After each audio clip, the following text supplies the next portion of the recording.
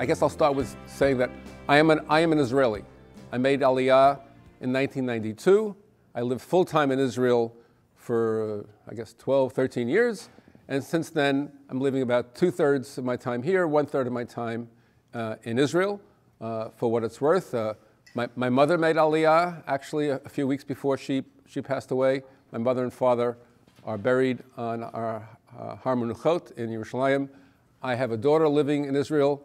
Her name is Idit. You'll hear about her, maybe, once in a while. And Idit is 30, and she's a prosecutor for the state of Israel. She works as basically the equivalent of an assistant district attorney.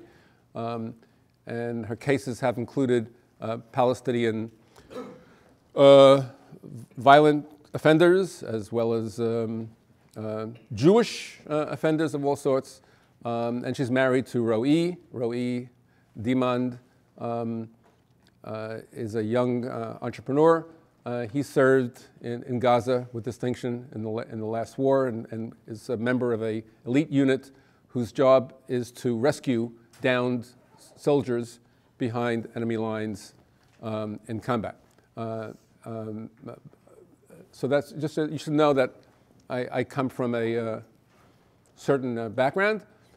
My involvement with Israel pretty much began with my involvement with being Jewish. Actually, my involvement with being Jewish came earlier. I was the junior congregation chazan for Shachars in Judea Center, an Orthodox shul in Brooklyn, and that probably got me started liking the idea of being on the stage in a Jewish context. So I said, I'd like to do that for the rest of my life. So I just figured out other ways to do that. When I went to Columbia in the late 60s, and I helped refound the Zionist organization at Columbia. To this day, there is Israeli dancing that I and a few others started. There's Beit Ephraim, the Bayit, which I and a few others started. That's me.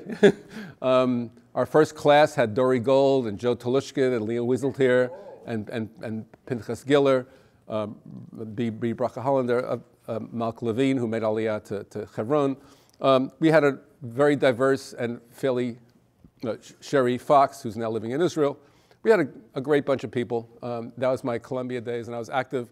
I was like the Zionist leader, functionally, at Columbia. And I received a small stipend from the Jewish agency, the Sachnut, the Youth and Echelus department for a year, actually. So I have long background and long engagement with Israel.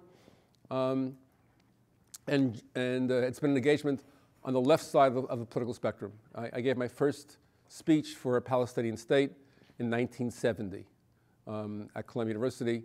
We were debating the SDS, which are the Students for Democratic Society, and they wanted a free, democratic, independent state of like everybody and the Jews and Arabs living together in peace and harmony. And I said, that's ridiculous. We need one state for the Jews, one state for the Palestinians, with democracy for both. And that was my feeling back in 1970. We young people were deeply opposed to the policies of the Israeli government then. That was a settlement-oriented policy. We used to say about Golda Meir that her position on the Palestinians is there are no Palestinians and Jordan is their homeland, which was a rather unusual. Obviously, she didn't quite. It's basically she denied that there were Palestinians, and she said if they exist, they don't belong here. That was our feeling. That was the Labor prime minister back in the 1970s. So my history with Israel goes way back. And the last thing I would say that if you're in this room, there's one thing that we're not going to have much time to talk about. Although I'd be happy that would be like course 101. I studied for a year with Arthur Hertzberg, the great scholar and I think the greatest scholar of Zionism. He taught me a year of Zionism, and one thing I learned from Arthur Hertzberg and from my environment was my commitment to Zionism, which is the belief that Jews are a people, Jews are a nation, and that nation has a sovereign right to live in a homeland, in a state, in the land of Israel. Like that, so that I start with that as a premise.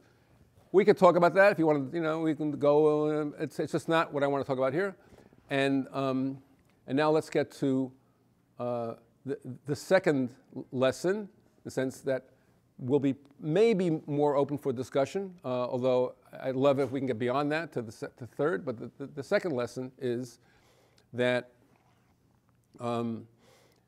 for all these years, since Israel fought and won the Six-Day War and occupied the West Bank and Gaza, it's been faced with a problem of, well, what do you do with these territories and the millions of people who are not Jewish, who have their own national aspirations, who live in those territories and really don't want us there?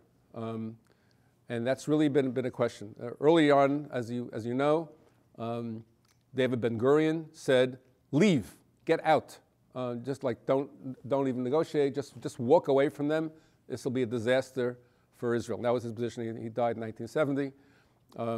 Back in 1969, remember I told you that I worked as a student leader getting, at that point it was $100 a month, which is like a lot of money, plus our organizational expenses from the Youth and Hesitance Department, the Youth and Pioneering Department of the Jewish Agency. The Youth and Pioneering Department of the Jewish Agency in 1969 sent to Columbia University a speaker. I mean, he went around the country, and his name was Lova Eliav. Lova Eliav had been Secretary General of the Labor Party. It was clearly a great Zionist figure. He had fought in 48. Menachem Begin, some years later, who was friendly with Lova, even though Lova was all on the left and Begin was all on the right. Menachem Begin sent Lova to negotiate with Lebanon over Israeli prisoners. Lova was seen as a patriot. He wrote a book called Eretz HaTzvi, Land of the Heart, and in which he argued there was a Palestinian people and they don't want us, and we need to negotiate with them, otherwise we'll be in bad shape. Golda Meir said, thank you very much, but you can now leave the Labor Party. He was kicked out of the Labor Party, and then he went on a speaking tour at Columbia. And I remember him sitting up there, and I checked with him years later when I happened to come across him in an attic. I'll tell you about that story in a second.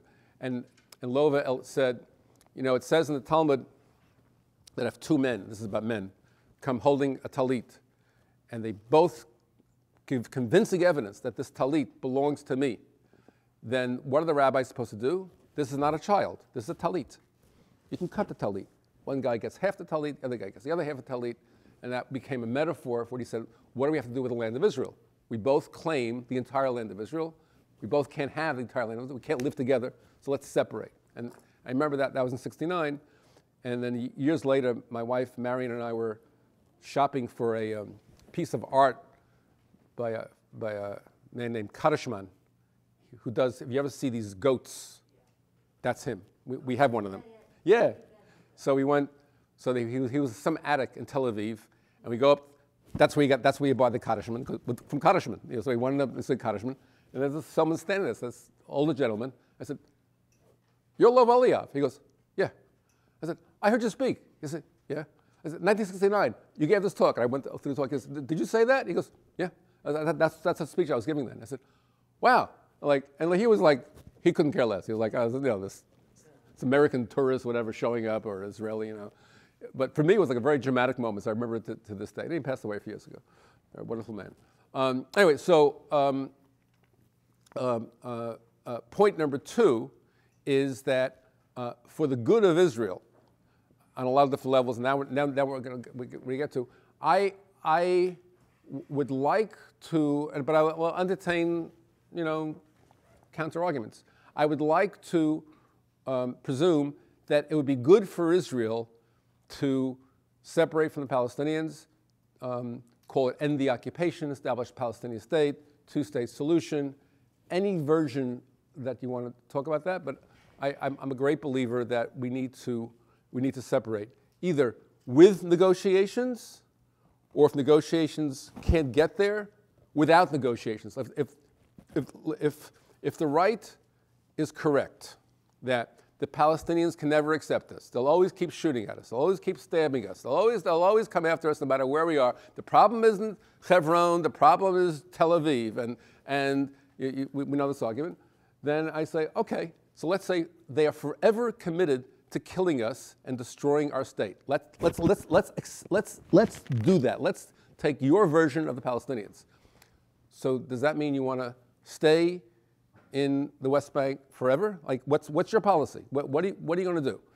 And they will never negotiate in a way which we can find. They can't make the concessions we want, or if they make the concessions, we'll say, that's irrelevant. Like that, if Arafat ever said, Arafat, if he says anything, we'll all be very surprised. If if Abu Mazen ever said, I agree that Israel should be a Jewish state, we will then say, well, he said it, but we don't have the population. There was a survey done by my good colleague Khalil Shikaki, and he shows that 52% actually don't accept the Jewish state of Israel. So Abu Mazen doesn't speak for anybody. So it'll be impossible for the Palestinians to ever say anything that we can accept. So let's agree on that. Now what do you want to do? Do you want to stay in the West Bank forever? Is that your policy? Because if it is, I'm from the other side. We believe there shouldn't be a policy. So the question is, how do we, so now I'm at the stage of saying, okay, I love Israel, I'm pro-Israel, my family is buried there, I'll be buried there, my wife will be buried there, my grandchildren will be born there, everything, and I'll have all my Jewish and other history will be in Eretz Israel. This is what I really care about. It's the height of my ethnology. Some of you have a theology, I have an ethnology. I believe in the Jewish people. Some of you believe in God. Some of you believe in both. Good for you. So this is the heart of my Jewishness and my being, and I would like to see it, safe and moral. So how do we get there? So we are now engaged in a debate in the Jewish people about what Israel should do. And this, actually not now, but we've been involved in this debate for many, many years. Well, the Israelis debate this, but American Jews don't debate this. And I can understand why, but we as American Jews, putting on my other hat, my birth hat, we as American Jews don't debate what should Israel do, what will be good for Israel, which side are you on, which Israel do you support, who are you for, who are you against? And it's just like, among the Jews, not to talk about the 21% who are Arab, but among the Jews, which Jewish side do you support? And why? And what's good for Israel? So it's that conversation that I want to have, and how to conduct that conversation. So in Israel, when you have this conversation around the Shabbos table, with friends, with people who you don't want to talk to, with people who don't want to talk to you, with cab drivers, with everybody else, the main basis for the conversation is a security-oriented conversation. It's like, what's going to make us safer? And do they really want to kill us? And will they kill us if we did this and did that, and so forth and so on? And the whole conversation is, how can we be safe? The people on the right think, well, we can be safe if we maintain, we can safer if we maintain control over the Palestinians, which means checkpoints and arresting people, middle of the night, demonstrations, deal with it, whatever. I read in the Haaretz, like 2 or 3 days ago, there's been a decline in terrorist incidents this month. It was a good month. It went down to 169 incidents in January. That was the number. And I said, really? I was like, I follow this pretty closely. I mean, this is what I read in the morning. I read on Haaretz, and I read all these, Newsnash, which gives me Mariv and Yediot and even Yisrael Hayom. And I have a daughter living there. I'm in and out of the country every 6 weeks. I know stuff, right? 169. Oh boy, that's like it's like more than 5 a day, right? What's 5 a day? What's from 5 a day? So then it said, of the 169, 135 were firebombs. So I guess that's like where a demonstrator lights a bottle with gasoline and throws it at my kids, at one of our troops who are dealing with the demonstrations. I guess that's a big part of it. And the other several are stabbings and who knows what else. And that was a good month, by the way. It really had dropped down to what someone called infantada levels, this last wave. So I said, wow, I was deeply surprised. So that's like kind of standard level of violence going on, and to say nothing of what we do on our side. And the trees we chop down, the people we beat up, once in a while the babies we burn, the economy that we strangle, and all that, and everything that's going on. Okay, fine. So the right says, look, there really is there's no choice. It's like there's bad and there's worse. Bad is what we have now. It will be worse if we pull out and we let them do whatever they want. They'll throw rockets at us. They'll keep coming. There's no way to stop. We really got to maintain tough control. I understand that. And if one day they ever lower their demands, then maybe we could talk to them. But that's not going to happen. Other parts of the right say, why? Why bother? It's our land. They don't belong here. Maybe they'll leave. Maybe they won't leave. But at best, we can create these little, like, kind of Bantustans, so they don't say that. And we'll control the West Bank. Right now, Naftali Bennett, of the most right-wing party in Israel, who's in the government, who's Minister of Education, has advocated annexation of Area C. There are 3 areas in the West Bank, A, B, and C. And my daughter told me how you remember which is which. A is Arab, B is both, and C is Shalanu, or combined. C is like Shalanu means our, like ours. And Area C is 62% of the West Bank, and Naftali Bennett would like to annex a part of the West Bank, just a part, 62%, and then maybe work out something with A and B.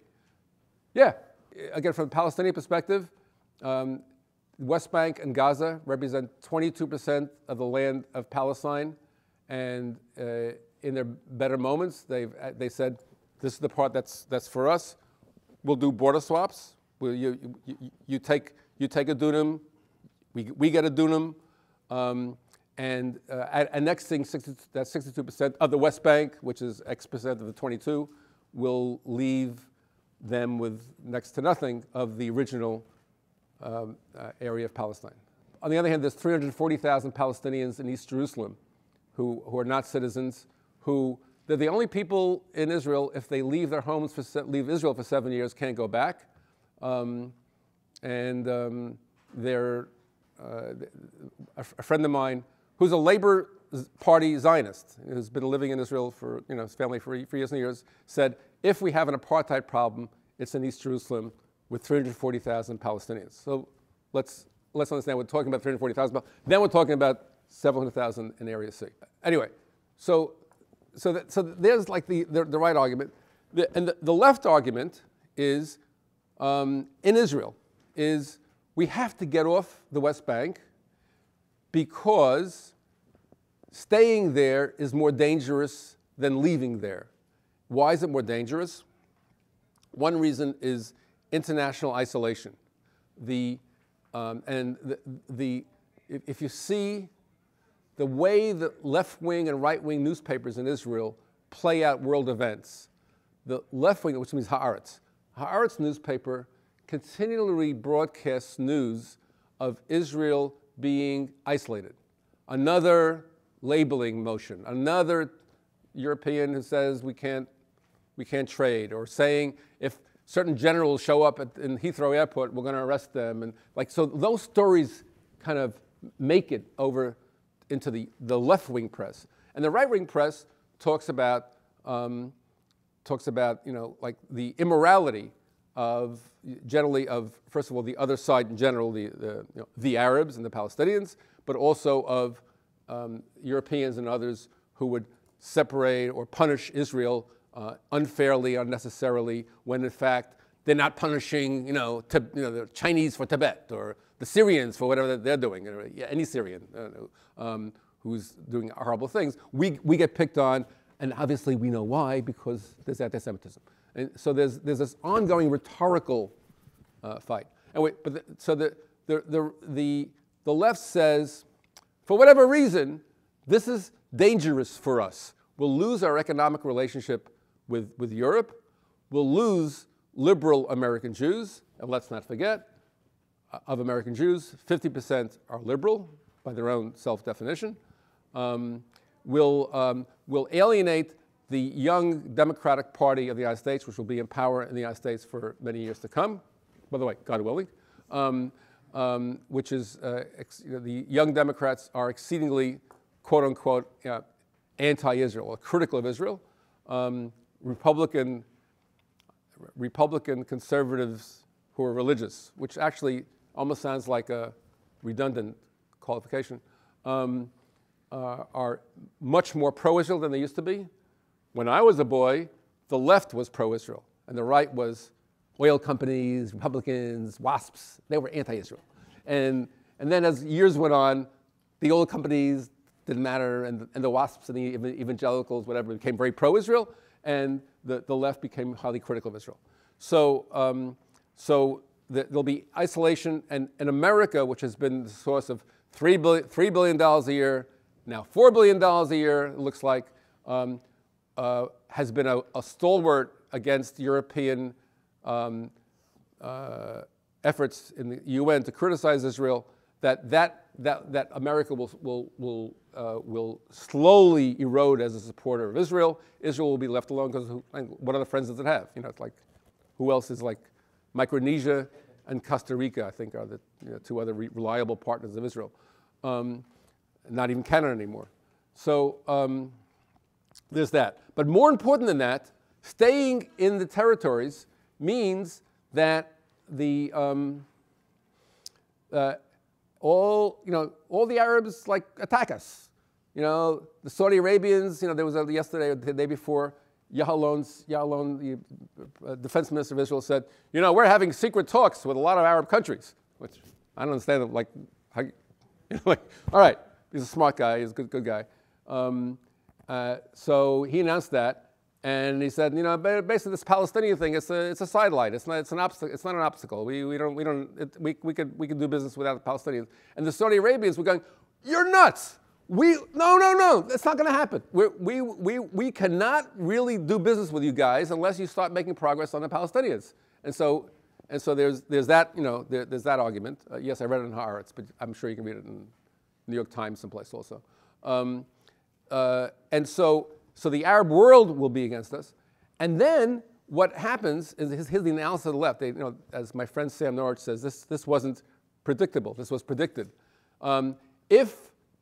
If you continue not to deal with the Palestinian challenge, problem, antagonism, then the antagonism to Israelis that used to be actively confined to Gaza and the West Bank then will spread to East Jerusalem, 340,000 Palestinians, and even will spread to the 1 million or so, 1.1 million, what's the number, of Palestinians who live within Israel.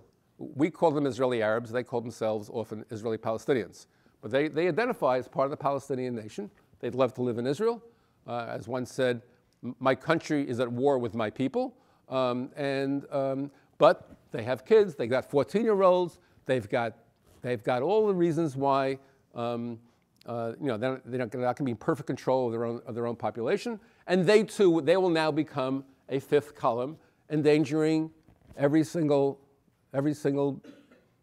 Arab and Jew. I mean, these terrorist incidents attack both Arabs and Jews. As the Maxine Cafe in Haifa, which I drive past so often, was a scene of an attack that killed Arabs as well as Jews. So the argument of the left is international isolation, inability to deal with our regional partners in the Arab world, economic boycott, Palestinians in the West Bank and Gaza continuing to fight against us, and recruiting supporters among the Palestinian population.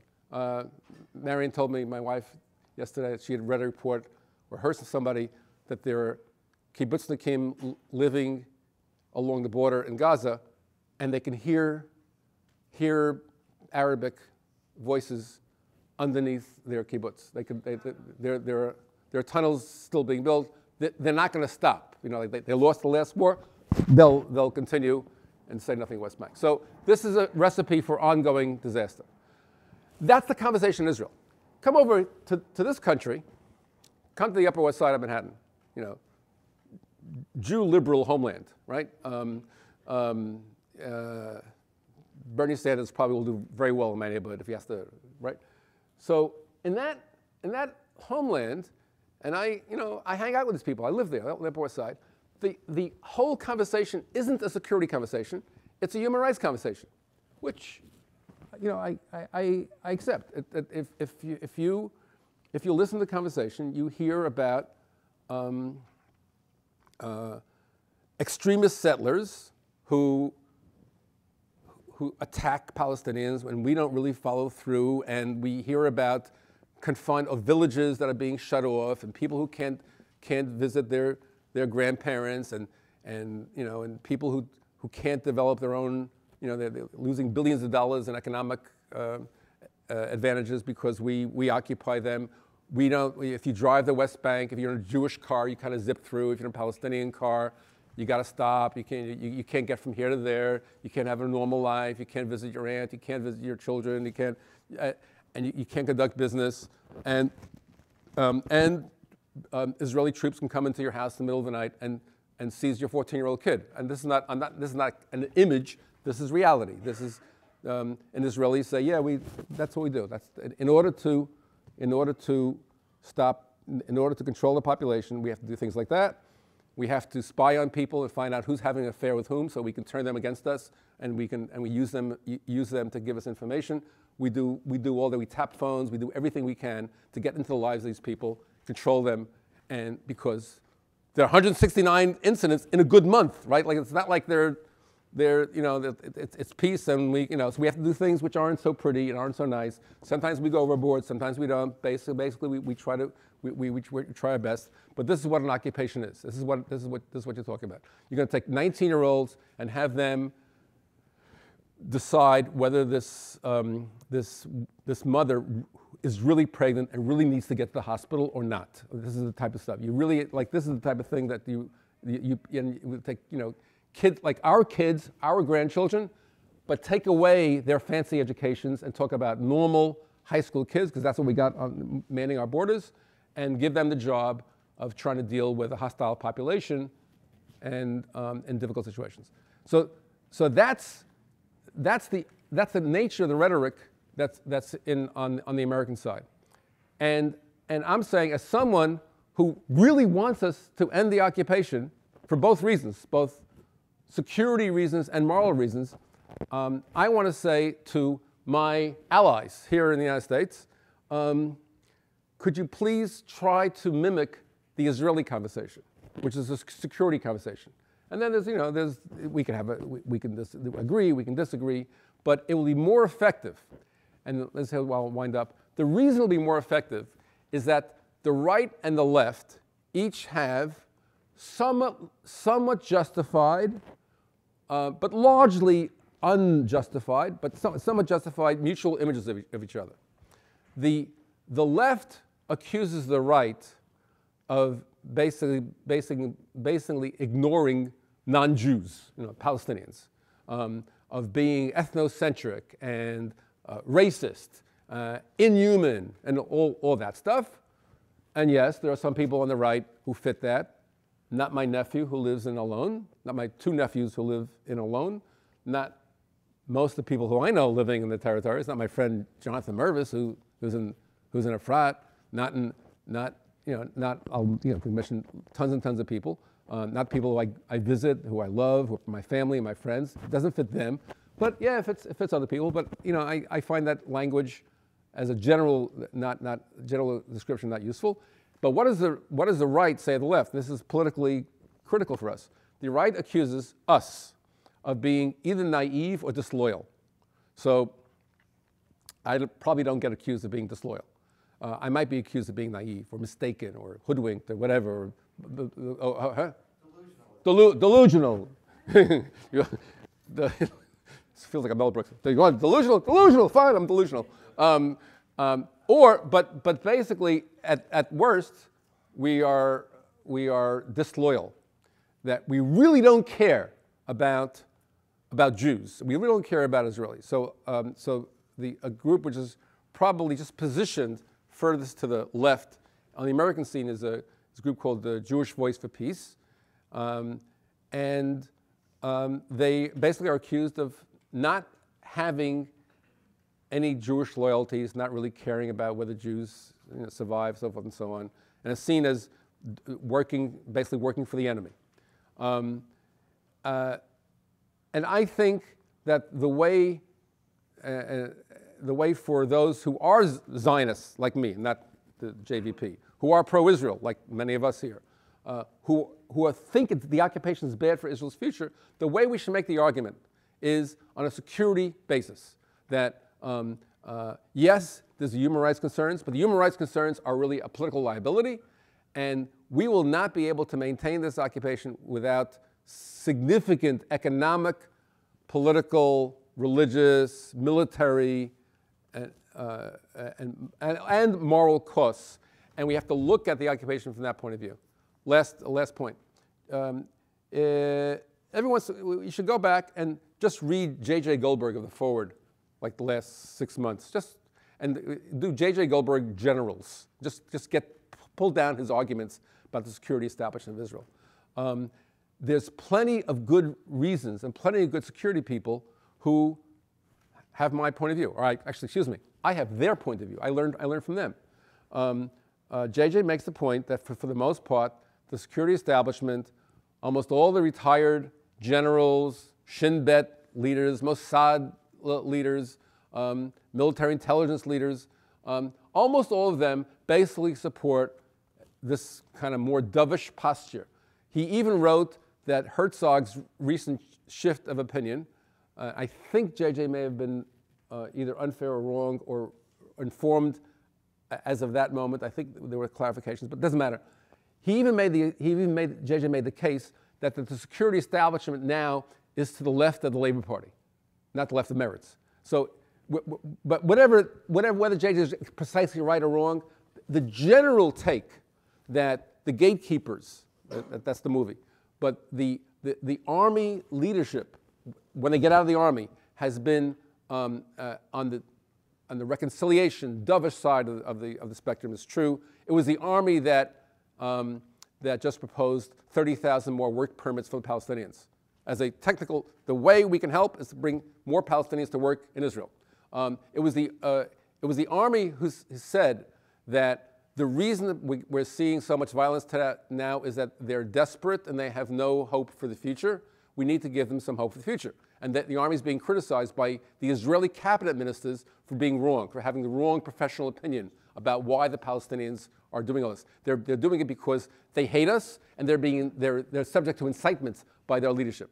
So I want you to understand that the security argument actually has a lot of merit to it and has wonderful supporters. And who are they? General so-and-so. You find the general.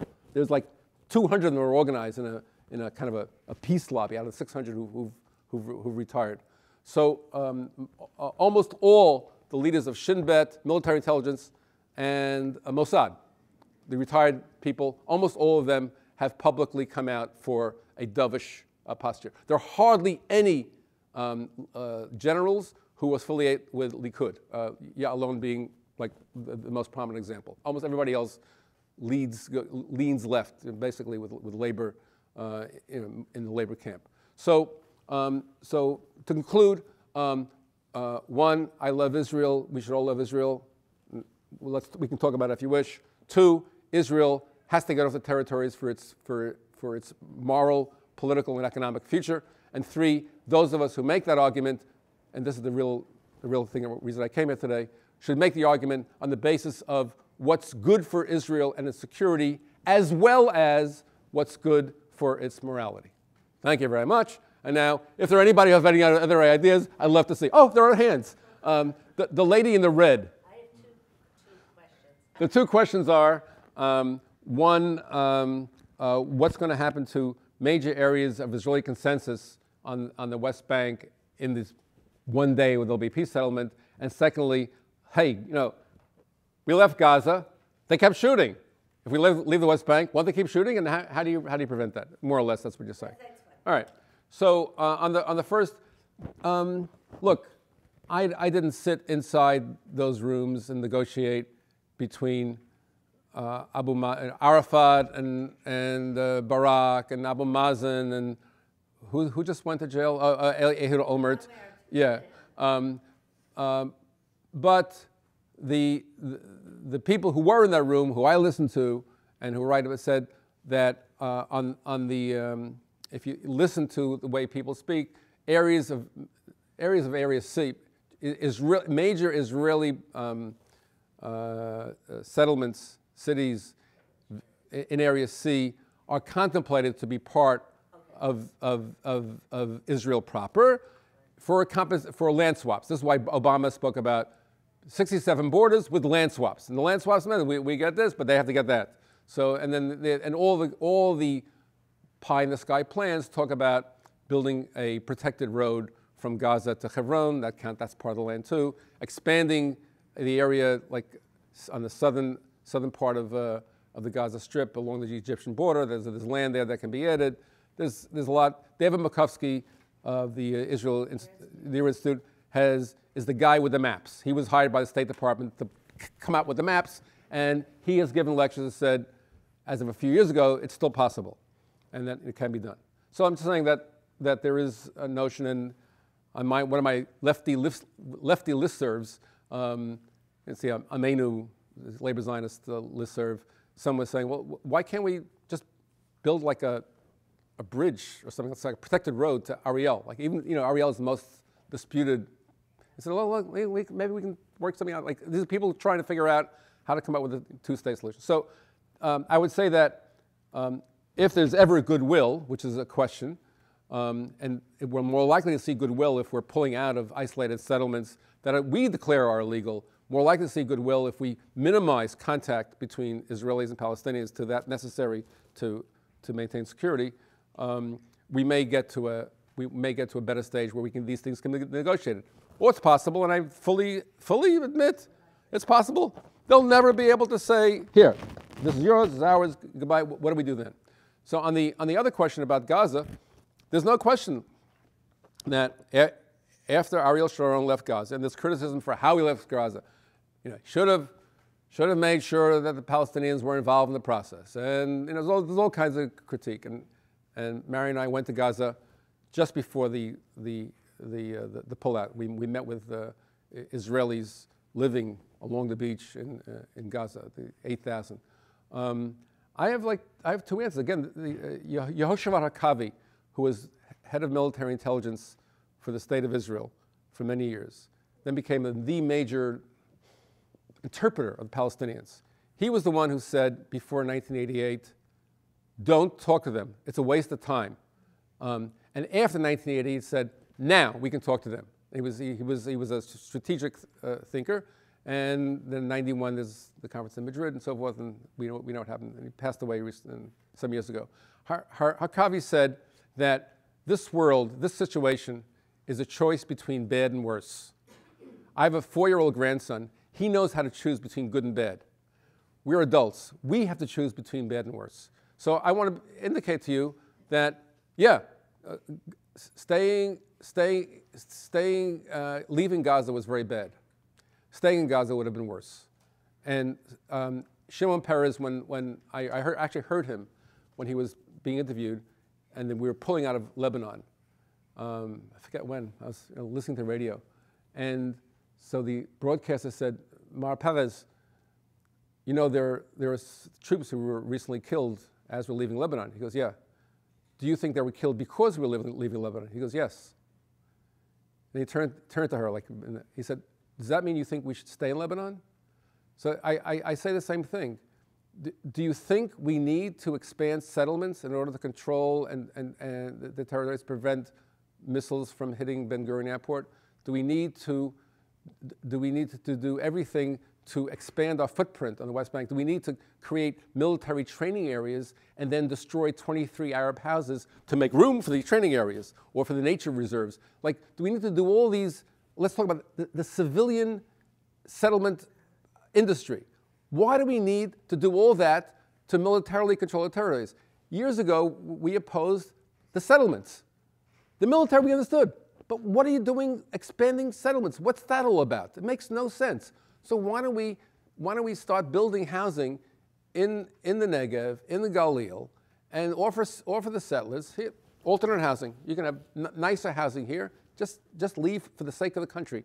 Please leave. You don't have to force them. So offer them benefits. Instead of offering benefits that we do to the settlements, offer benefits to the Jews of the Negev, the Jews of the Galil. Give them a chance. And thin out the settlement population. And in the interim, keep the military. Do what you have to. So I think that if we were not intent upon taking the West Bank for national religious reasons, we would have less of it would be more towards bad and less towards worse. That's my feeling. Not just my feeling, of course, it's the feeling of many other people. I did some work with Khalil Shikaki, who is the social scientist of the Palestinian population, does surveys a la Muntik and Donnerstück every Monday and Thursday, almost literally, by the way, almost every week of Palestinians. And Khalil taught me that they are a mirror image of the Jewish population of Israel. There's 1/3 that wants to make peace and thinks the other side would want to make peace. 1/3 that wants to make peace and thinks the other side has no interest in making peace. And 1/3 that actually does not want to make peace. So are there Palestinian voices who think there shouldn't be an Israel? Yeah. Are there Israeli Jewish voices who think the Palestinians don't belong here and there are no Palestinians and they're a fiction? Not just Newt Gingrich and Sheldon Adelson believe this, but there are Israeli Jews who believe this. Yeah, there are those as well. Are they exactly parallel? No, because they actually kill us. But actually, we in battle we kill a lot of them too. So and again, I don't make a moral equivalent on either side, but there are deniers and destroyers on both sides of the spectrum. And we can choose to work with and support the moderates or reinforce the extremists. Again, Yehoshua HaKavi said that extremists reinforce extremists and moderates reinforce moderates. The left believes, what I just gave you, by the way, I gave you a left analysis of the Palestinians. There is a right analysis. Let me be very clear about that. But the left analysis of our enemy, and they are our enemy, is that they're varied and they are moderatable. They respond to us, to what we do. The right believes they don't respond, and they're all dedicated, almost all dedicated to killing us. So that's really an argument between the left and the right. Obviously, I take the position on the left. Again, I think about Shimon Peres in the 1990s. When I lived in Israel. I remember him yelling at the Knesset, "Hey manashim kamonu! Hey manashim kamonu!" They are people like us. And there are those that say, no, hey anashim lo kamonu. They are not people not like us. And that's really part of the argument between the left and the right. Obviously, I sympathize with one side, but there are others who believe quite the opposite. There's a gentleman in the back. There's a question about why is so much land around Jerusalem, in East Jerusalem, regarded as part of holy Jerusalem, the undividable capital of the Jewish people. And part of it is because you leftists don't get a chance to teach your Torah to Israelis and to American Jews. Because there's an assumption that could be incorrect. That's okay, but I'm going to prove to you that you're a leftist. You don't even know it. Like it's like, a lot of us secular Jews, we'll walk around and we have these great. We're ethical people and we believe in right and wrong, and we think that there's a real purpose to life. And then someone always comes along and says, yeah, but you really believe in God. Which God don't you believe in? So in that spirit, which left Zionism don't you believe in? So let me say this. Back in 67 or 68, we Israelis, and the Israeli government under Levi Eshkol believed that we're about to give back the West Bank. And under those circumstances, there was an immediate action to create a big boundary called Municipal Jerusalem that included not just the 6 neighborhoods that the Jordanians regarded as Jerusalem, but the 24 more villages that were outside those boundaries. The Shuafat refugee camp, Beit Hanina, Jebel Makaber, Sur al-Bacha. These are all villages that are now regarded as Jerusalem, but were not regarded by the Jordanians as Jerusalem. And we did it because we assumed that we'd give the rest back, and we wanted to have this buffer area around Jerusalem. So now this conversation is going on today, and there was a conference just a few days ago about how do we divide Jerusalem? Like, what's this going to look like? Because Herzog just spoke about giving back parts of Jerusalem. Well, it turns out that if you go on for a while, if we draw a wall, create a wall around Beit Hanina and all those other places, actually through Beit Hanina and all those other places, and they cannot, the Palestinians, 340,000 Palestinians of East Jerusalem, cannot have a normal economic life with their hinterland, then they seek work and sometimes even apartments in West Jerusalem. So almost all of them working in West Jerusalem, and there are certain industries, like in medicine, like medical care, tourism, taxi driving, which have huge amounts of Palestinians who work for us. And someone said to me, when I go into hospital right now, I don't know who are the Arab doctors, who are the Jewish doctors, who are the Arab nurses, Jewish nurses, and at certain levels, it's really very nice. So now they are part of the fabric, people, real people. 42-year-old nurses and 54-year-old taxi drivers with 4 kids. These are real people who are earning their living in West Jerusalem because of what we did. And now it becomes very, very difficult to turn the clock back. And we may be able to. But I certainly agree with you that in retrospect, we probably made a mistake by labeling so many of these outlying villages as part of East Jerusalem. My brother-in-law and sister-in-law, Benji and Judy Siegel, are in the most stoned apartment in the state of Israel. They live in they don't touch grass, as far as I know. When I say stoned, I mean that they live on Meir Nakar in a peculiar place that is right across the street from Jebel Makaber. And over the years, they have had more stones in their courtyard and on their sukkot and on their windows than any other apartment that I know about. Because Jebel Makaber, it's part of Jerusalem, we have it. Some of them don't like us, and we have our issues with them. And so now they have a permanent police force that's stationed right on top of them, with a big wall that was just erected to protect them against these stones. But that is metaphoric to shall we say, the difficult relationships that we now have with East Jerusalem. And so somehow we're going to have to. This is like tough stuff. Like, what does it mean to change the environment? And I would bet that the Jebel Makaberans and the Beit Haninans would, at this point, given a choice, they would rather stay with their Israeli identity cards and their social benefits and everything else. They just would like to have the right to build housing where they live, which we don't give them. But they would like municipal services that are the same as the West Side. We spend a lot less on Palestinians in East Jerusalem than on Jews in West Jerusalem. But beyond that, their lives and their livelihood are now facing west and not facing east. So we have a real major problem, and not with 5 people, with 340,000 people who are 37% of the population of Jerusalem, likely to go up to 41% by the year 2020. This is not like this is not Washington Heights, This is like neighborhood after neighborhood, neighborhood. That if you also look at your maps, you don't see these places mapped. Like it goes, Old City, King David Hotel, I don't know, like, Hadassah Hospital, everything's there. And then you look at the right side of the map, there's nothing there. It's like, it's like desert. Go there. There are towns, and there's streets and roads, and there's people, and there's schools, and they're all living, think Abu Tur East, thousands, there's thousands and thousands of streets. That's what I'm talking about. It exists today. We hardly ever go see it. I recommend that we do. This gentleman over here about my Area C friend. So the question was, how do you move the Israeli population, especially the center, when so much of the center has fully accommodated to the fact that this is the situation? I'm 65 years old. I was born in 1950. Therefore, I have an adult memory of Israel without the West Bank.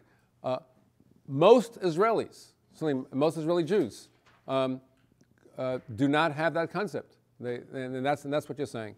Don Azrieli, the psychologist from North Carolina, but I think he's of Israeli background. He gives a lecture about people making decisions, and not a lecture. There's a whole bunch of work about this, and basically, people cannot make decisions that for their own good. It's hard for people to make decisions for their own good when it's about avoiding a disaster many years later, or a good many years later. So, like I think it was he who said, at any particular moment, it's not a good time to go exercise. It just doesn't make sense. So to get up and go exercise has to be built upon this faith that if you exercise 30, 40 years from now, my head will be better, my body will be better, but no guarantees, because maybe something else will happen. You have no idea. So now we're in a situation where your relatives, some of your relatives are saying, this is fine. Don't touch this. This is okay. And then others are saying, yeah, but when the word, it's unsustainable. Unsustainable is a lefty word in Israel. I don't know how to say it in Hebrew. But unsustainable means this can't go on forever. And I'll tell you, my nightmare is I drive down from Yerushalayim to Tel Aviv, and like one of the things I hit, I've had two experiences of driving to Tel Aviv. One is I look at Tel Aviv, not Yerushalayim. I look at Tel Aviv and I say, you're never going to take this. You Arabs, we're going to take it. This is strong Israel. Look at the city, this Jewish city that was built. All right, next to Jaffa, I have Palestinian friends. Okay, this is a great city. And part of me looks at that city and looks at the two Azrieli towers and say, God forbid, what if there's a war? And all the computers and all the kids now have the ability to hit a few buttons. A 14-year-old can manage a rocket that could, God forbid, hit anything. My child, and so the only way, and it's hard.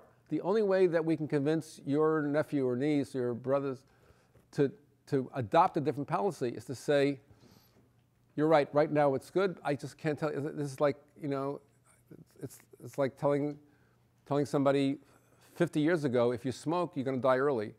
If we do this, we're going to suffer a lot of casualties, and this country is going to shift, and it's not just incremental. It's going to be horrible. How do we say that? It's a very, very difficult argument. And so you've also pointed to something else, and one of my principles is that all of our work in helping Israel end the occupation, get off the territory, so forth and so on, has got to be directed at the middle of the political spectrum. The people who sent 10 Knesset members to the Knesset under Kulanu and the 10 under Yair Lapid. Who voted for those 20 Knesset members? Those people, who sounded like maybe your relatives, your friends, those are the people who we need to talk to. And we need to talk to them in a way in which they find convincing and who can believe in us. And we can't do it if we adopt a language, is what I'm saying, a language that is so distant from their lives. We need to adopt a language that they can hear. And it will be very difficult. I was sitting with an Israeli Labor Knesset member, and I was saying, well, will good rational arguments work with this population? She goes, nah, I don't think so. Well, how about a commanding personality? No, Herzog is about as good as we can get. I mean, like, you can disagree, but it won't make that much difference. I said, how about changing the semiotics, the symbolic presentation? She goes, no, that won't work. She says, but you can't give up hope. I said, what do you mean? You can't give up hope. You just like, just no, we live there. We have to have hope.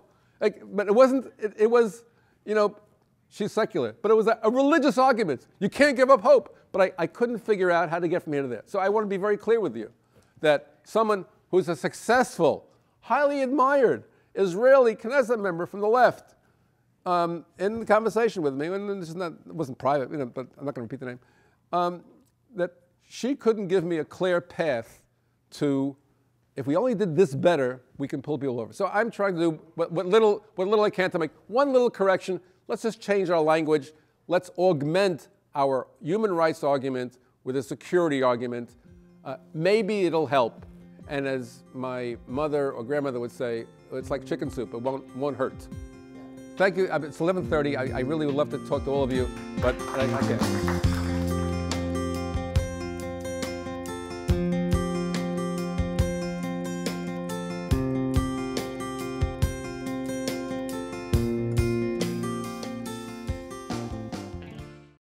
We would be pleased to send a complimentary DVD of this program to anyone who wishes to support JBS, the Jewish Broadcasting Service, with a tax-deductible gift of $36, double chai or more, to the nonprofit organization Jewish Education in Media.